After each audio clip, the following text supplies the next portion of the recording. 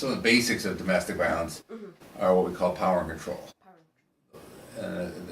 They depict it as a wheel, but essentially the goal of or the end result of the domestic violence is the isolation of the victim, which creates the control and the power of the perpetrator on the victim. And it generally, they try to get all the different supports away from them. So family, friends, employee, they don't let them go out alone. A lot of times they will put the bills, like the NYSEG and the mortgage, in their name, but the assets, the checking accounts and the title to the house or whatever, in their name. That way they have financial control over the person. They can't leave, they can't afford to leave because they have nothing but debt and no assets to pay it with. Children complicated further because it's more ties, it's more connecting. So domestic violence is about power and control. The next thing to know about domestic violence is the cycle. It's a cyclical thing. It starts with what's called the honeymoon phase. If the guy came up and was a jerk, popped somebody in the face right off the bat, there's no relationship, there's no connection, there's no power. They walk away, they run away, they have them arrested, whatever. So there's generally starts with what's called a honeymoon or a period where they're getting along. He's being friendly, he's being nice. Then goes into what's called a tension building phase, where they're starting to get on each other's nerves, they're starting to get at each other, and then there's the explosion, the outbreak, the violence, the actual act itself. Then generally what happens is they return back to a honeymoon. He realizes he's gone too far, he's caused a problem.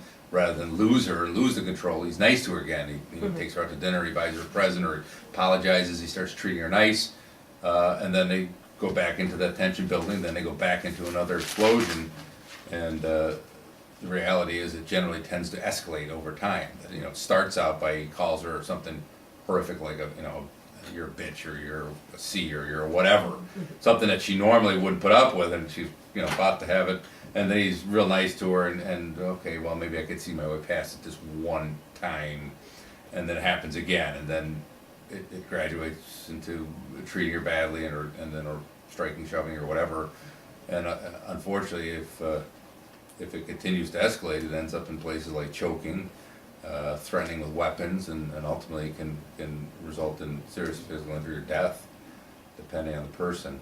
Now, what they've learned from studying it is that there are a number of things called lethality indicators, things that we've seen by analyzing different domestic violence homicides and or suicide homicides, things that are telltale that tell us it's going in the wrong direction and it's potentially lethal. Things like choking. So now we've made strangulation an offense in and of itself of a higher level. Used to be it was a harassment. It was a physical contact with intent to arrest, no alarm. You can choke somebody unconscious and it's like a traffic ticket. Yeah, I failed to stop at a stop sign, so yeah, choked her out.